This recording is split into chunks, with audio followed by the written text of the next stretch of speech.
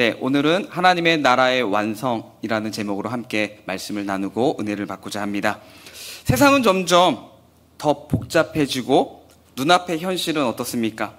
점점 더 무겁게 느껴질 때가 참 많이 있습니다. 더 편해지고 있지만은 더 복잡해지고 우리의 삶을 더 누르고 있는 것 같습니다. 그럴수록 우리는 이제 믿는 우리들은 또 이제 하나님께 묻지 않습니까? 하나님, 지금도 하나님께서 역사하고 계시는 거 맞습니까? 정말 이 세상은 하나님의 통치 아래 있는 것이 맞습니까?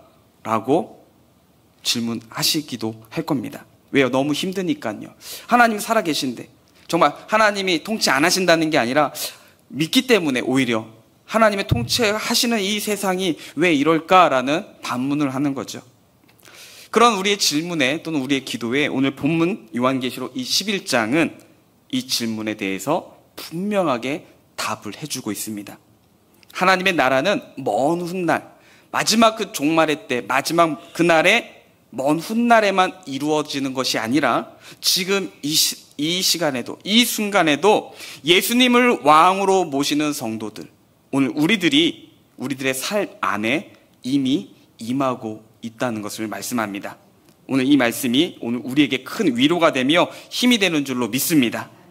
먼저 오늘 본문 15절에 보시면 이렇게 말씀합니다. 일곱째 천사가 나팔을 불매 하늘에 큰 음성이 나서 이르되 세상 나라가 우리 주와 그의 그리스도의 나라가 되어 그가 세세토록 왕노릇 하시리로다. 아멘. 네, 이 말씀을 묵상할 때 저는 이제 내일 새벽도 제가 담당이라 오늘 이 말씀이거든요. 같은 본문입니다.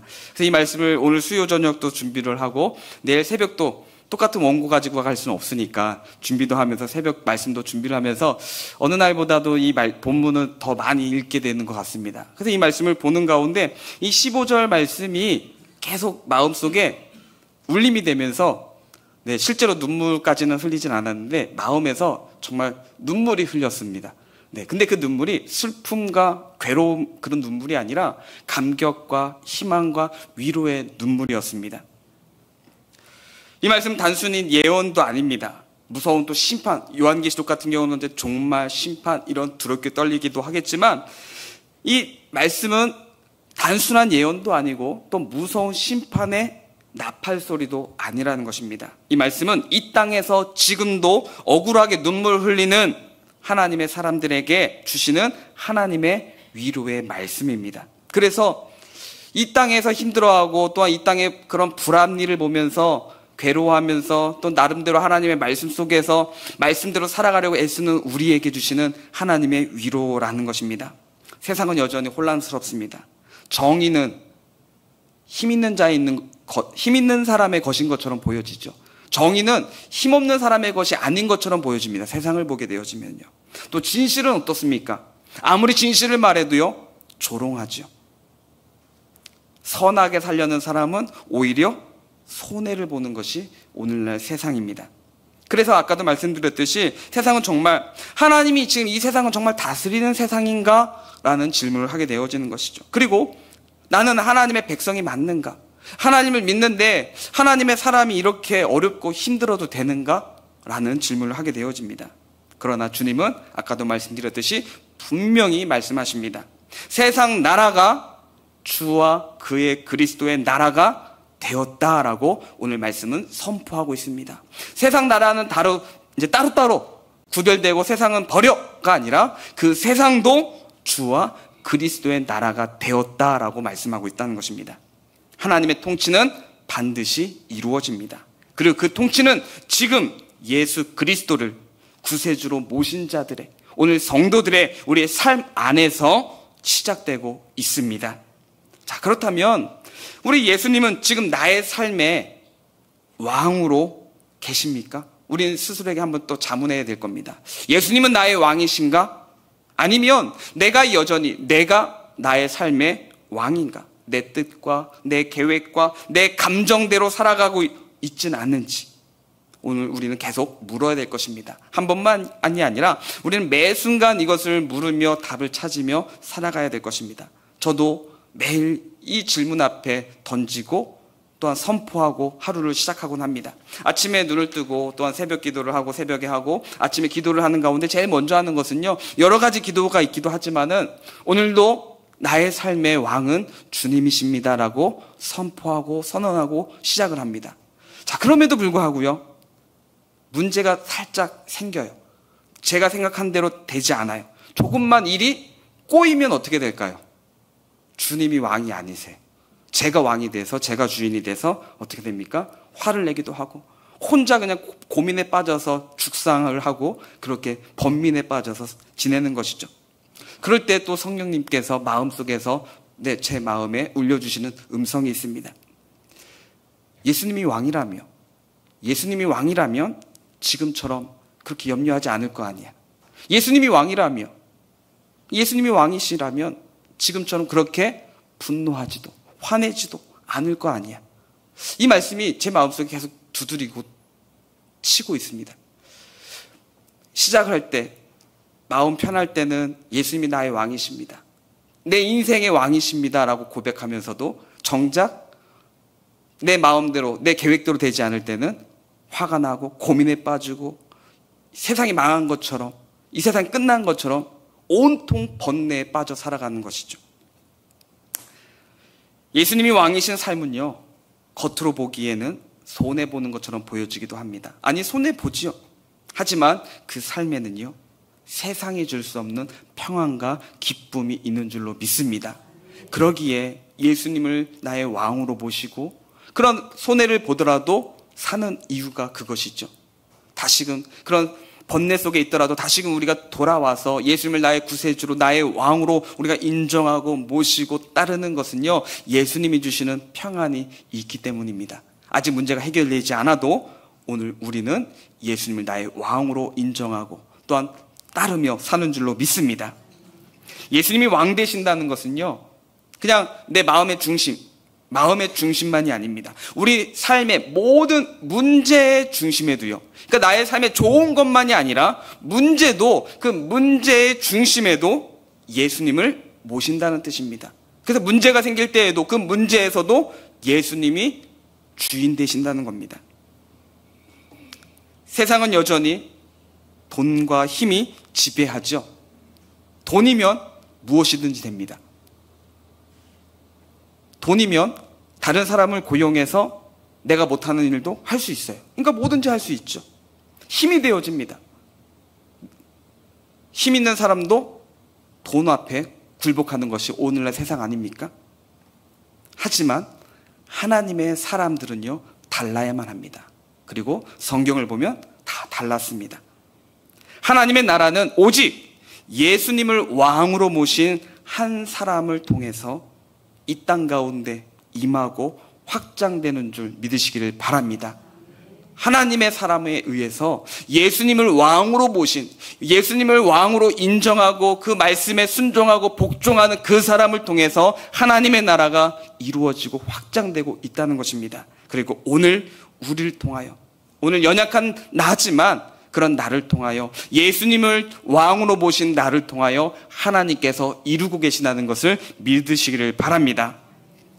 지금도 하나님의 나팔은 울리고 있습니다. 오늘 말씀해 보니까 7째 천사가 나팔을 불매라고 말씀합니다. 이 나팔을 불면서 하늘에 큰 음성이 납니다. 이 나팔을 시작으로 신호가 되어지는 것이죠. 하나님이 왕이시다, 예수님이 왕이시다라는 이것을 나팔을 통해서 선포되어지고 있다는 것입니다. 자, 그렇다면 이 나팔 소리는 오늘 우리에게도 동일하게 묻는 것이죠. 오늘 너의 왕은 누구냐라는 것입니다. 나팔을 통해서 예수님이 세상의 나라도 다스리시는 통치자이신데, 그렇다면 너의 왕은 누구냐라고 나팔은 우리에게, 나팔 소리는 우리에게 동일하게 묻는 것입니다. 오늘 너는 누구의 나라 속에 살아가고 있느냐? 언제나 예수님이 우리의 왕이며 우리는 하나님 나라의 백성임을 늘 고백하시면서 살아가는 우리 모두가 되시기를 예수님의 이름으로 축복합니다. 그래서 우리의 힘든 가운데서도 예수님을 통하여 믿음으로 견디며 나아가시기를 바랍니다. 자, 이어서 말씀 가운데 16절, 17절 말씀을 보시면 이렇게 말씀합니다. 하나님 앞에서 자기 보좌에 앉아있던 24장로가 엎드려 얼굴을 땅에 대고 하나님께 경배하여 이르되 감사하옵나니 옛적에도 계셨고 지금도 계신 주 하나님 곧 전능하신 이여 친히 큰 권능을 잡으시고 왕노릇 하시도다 라고 말씀합니다. 천상의 보좌 앞에 24장로들이 엎드려 경배를 하는 장면을 보여주죠. 그리고 그들의 입에서 터져나오는 첫 말이 무엇입니까? 감사였습니다. 감사하옵나니라는 것이었습니다. 자, 그런데 세상은 여전히 어떻습니까? 죄가 가득하고요. 세상의 힘과 명예와 권력이 세상의 사람의 보이는 것에 강조되고 있습니다. 아직 여전히 세상은 변화된 게 없습니다. 그런데 감사하옵나니라고 합니다. 여전히 세상은 어둡고 고통 가운데 있는데 감사하다니요. 여러분, 이 장면은요, 종말의 완성 앞에서만 선포되어지는 감사가 아닙니다. 물론 그때에도 우리가 하나님 그 마지막 때에도 감사하지만 동시에 오늘 지금 이 순간에도 아직 어려움 가운데 어둠 가운데 있지만 오늘 이 순간에도 우리는 감사를 드릴 수 있어야 한다는 것입니다. 왜냐하면요, 하나님은 마지막 날에만 임하시고 마지막 날에만 왕이신 분이 아니잖아요. 옛적에도 계셨고 지금도 계시고 앞으로도 영원히 계시는 분이기에 우리의 형편이 변함없이 여전히 아직 해결되지 않았다 하더라도 우리는 하나님께 무엇을 드립니까? 감사를 드려야 할 줄로 믿습니다.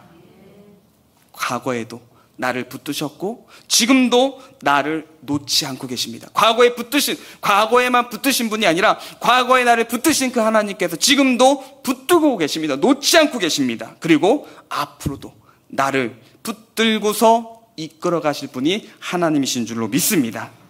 그래서 우리의 삶에도요, 감사가 회복되려면요, 환경이 달라지는 것이 아닙니다. 우리가 걱정하던 내가 원하던 것이 해결되어지고 얻게 되어졌을 때 감사가 아니라 왕 대신 주님을 다시 바라보면 감사는요, 저절로 나오게 되어져 있다는 것입니다. 여전히 우리 가운데 문제가 있더라도 그 문제를 보는 것이 아니라 그 문제까지도 다스리시는 주님을 바라보면 우리는 감사합니다라고 자연스럽게 나오게 된다는 것입니다. 자, 그런데 문제는요, 우리 솔직히 고백하면은요, 이건 저한테도 하는 말입니다. 우리는 감사도 하긴 하죠. 근데 감사보다 불평을 더 많이 할 때가 많지 않나요? 감사도 합니다. 그런데 감사보다 힘들다고, 왜 내 기도 안 들어주냐고, 언제까지냐고 때를 쓰고 원망하고 따지고 할 때가 더 많이 있는 것 같습니다. 힘들 때는 문제가 해결되지 않지만 그 문제가 해결되지 않으면 우리가 예배 이 자리에 있어도요, 어떻습니까? 이건 저도 마찬가지입니다. 지금 문제가 있을 때는요, 설교를 하면서도 마음과 생각에는요, 그 문제가 있을 때가 있습니다. 예배 이 자리에 있을 때도 그렇습니다. 기도를 하면서도요, 입술은 기도하지만은요, 마음은요, 기도와 함께 한숨이 나올 때도 있습니다. 기도하면서도 믿음으로 기도하기보다는 한숨으로 할 때가 많이 있다는 것입니다. 그럴 때 어떻습니까? 물론 그런 모습이 우리가 바른 신앙은 아니겠죠. 그러나 그런 모습까지도 주님은 어떻습니까? 우리의 마음을 만져주시지 않습니까? 야, 너 왜 와가지고 여기서 한숨이야, 돌아가 라고 하지 않으시죠. 그런 우리의 마음 또한 주님이 만져주시죠. 내가 여전히 너의 삶의 주인이야, 너 혼자가 아니란다 하는 주님의 그런 소리를, 주님의 그 음성과 그의 만져주심이 있는 줄로 믿습니다. 여러분, 이 땅에서 감사하는 자가 하나님 나라에서, 그 하늘에서도 어떻게 할까요? 감사할 수 있습니다. 그러기에 오늘도 우리 삶에 여전히 주 되시는 주님을 바라보시면서 감사를 회복하시기를 바랍니다. 감사는요, 지금도 하나님이 통치하고 계신다. 아직 내 문제가 해결되지 않고 여전히 내 인생은 어둡고 캄캄하고 그 문제 가운데 눌려있다 하더라도 지금도 하나님이 나를 통치하고 계신다는 믿음의 열매가 감사입니다. 이러한 믿음이, 이러한 삶의 고백이 되기를 예수님의 이름으로 축복합니다. 그래서 사람들이 도대체 저 사람은 뭐가 있길래 저렇게 힘든 거 내가 아는데 하면서도 저 사람은 왜 저럴까? 저렇게 웃음이 떠나지 않고 소망을 갖고 있을까? 라고 우리에게 물을 때 우리는 예수 그리스도가 주 되심을 전하고 주님이 내 인생을 붙들고 계시기 때문에 나는 두렵지 않습니다라고 간증하며 선포하는 우리 모두가 되시기를 바라겠습니다.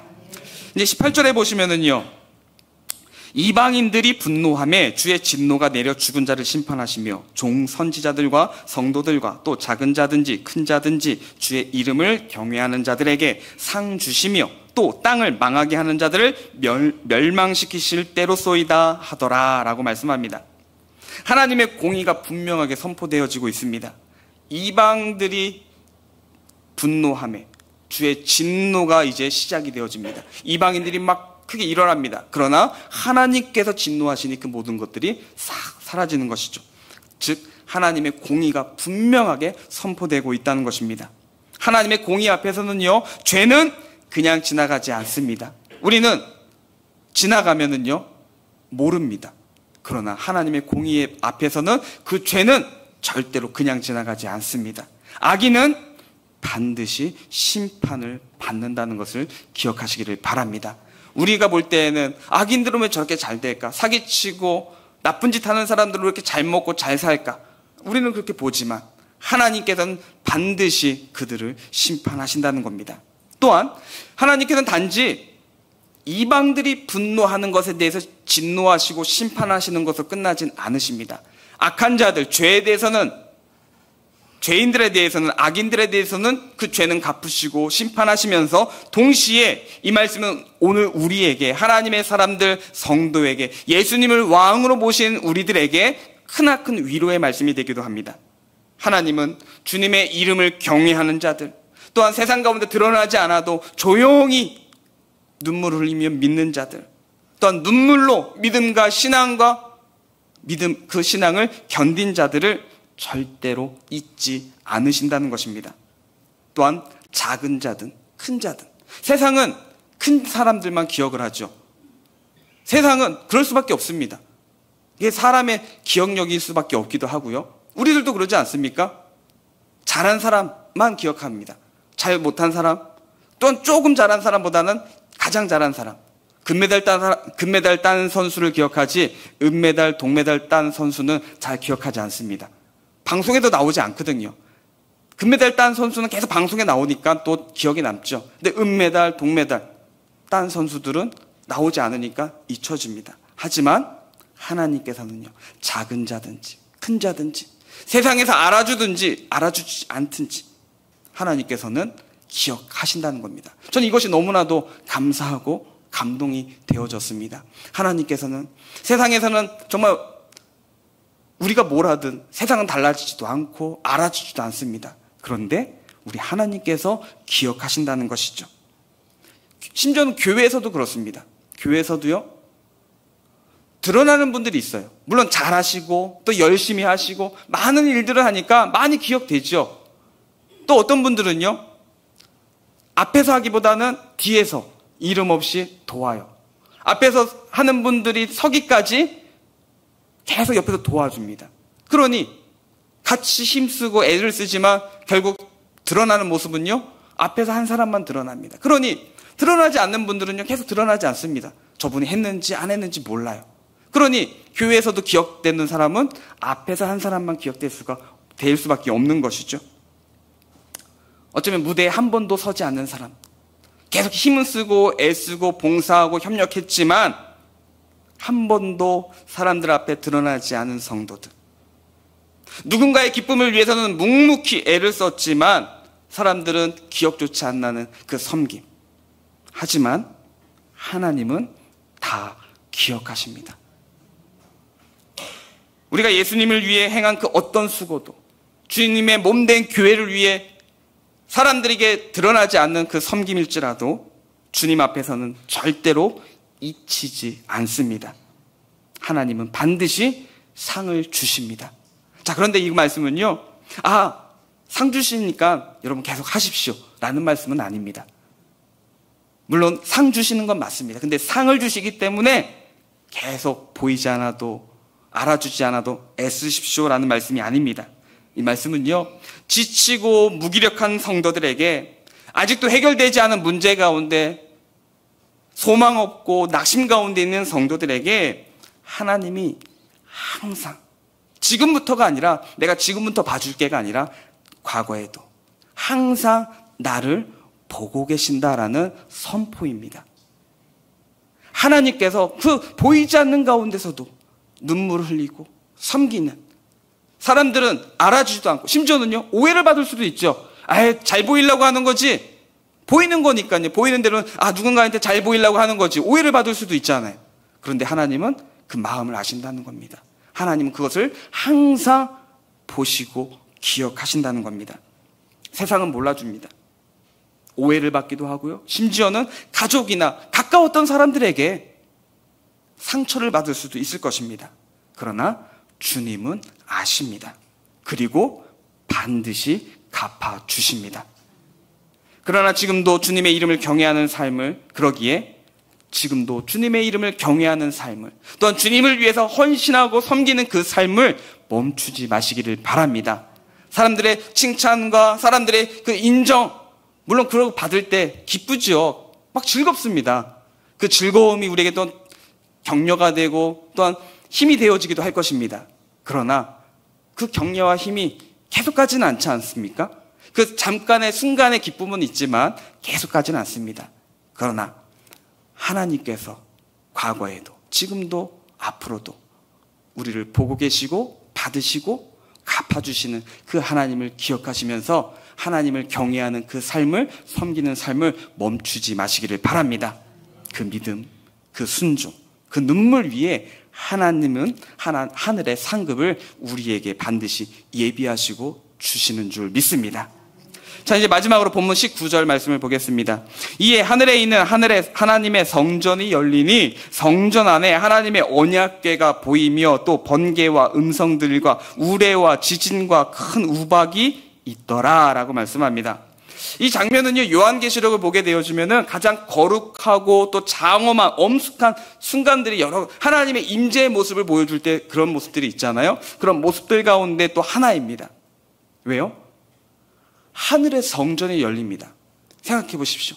하나님이 통치하시고 하나님이 거하신 하나님의 그 성전, 그 하늘의 성전이 열려요. 그 문이 열린다고 생각해 보십시오. 그리고 그 성전이 열렸을 때 무엇이 보였습니까?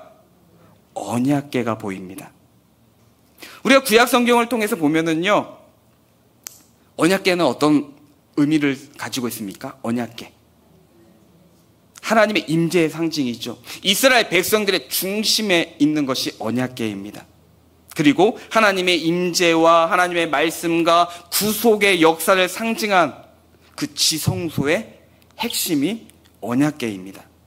하지만 지금 그 언약궤가 이제 하늘의 그 성전이 열리면서 드러나고 있습니다.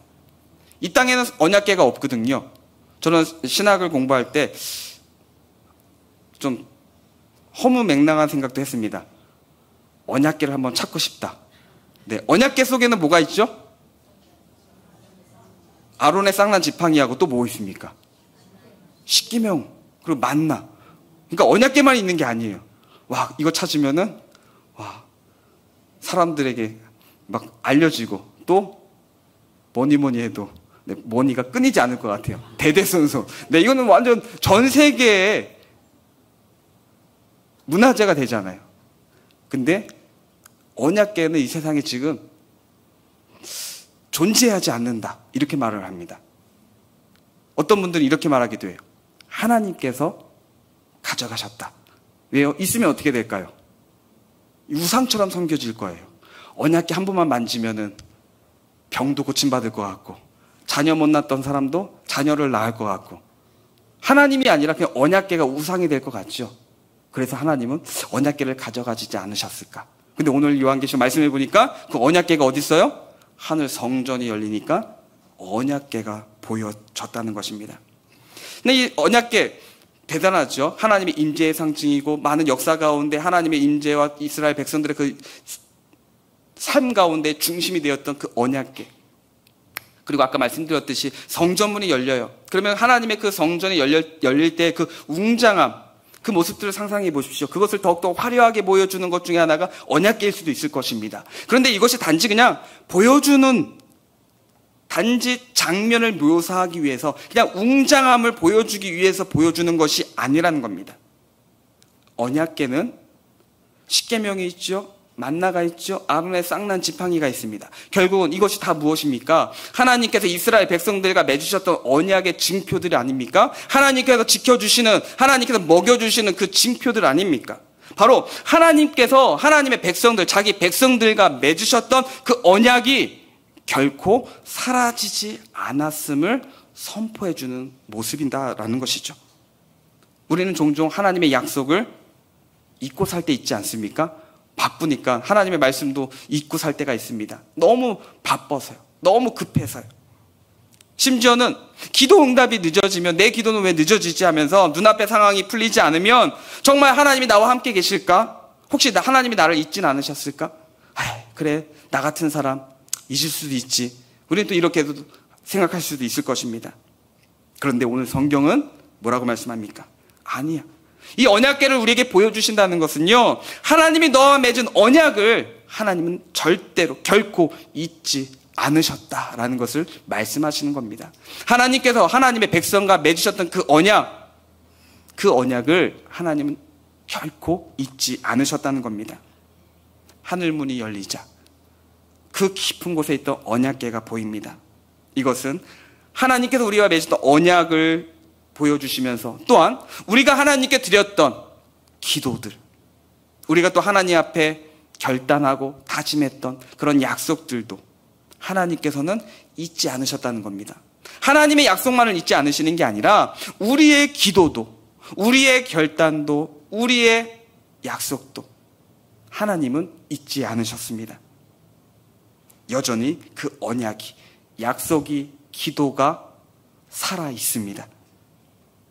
주님은 기다리십니다. 그 약속을 이루실 때를 준비하고 계시는 것이죠. 지금은 잠잠해 보입니다. 아무 일도 일어나지 않는 것 같습니다. 그러나 그 날에 하나님이 정하신 그때에 그 하늘문이 열리면 주님은 반드시 말씀하실 겁니다. 나는 너와 맺은 언약을 결코 잊은 적이 없다. 그리고 그 언약을 준비하고 이루어가고 있다.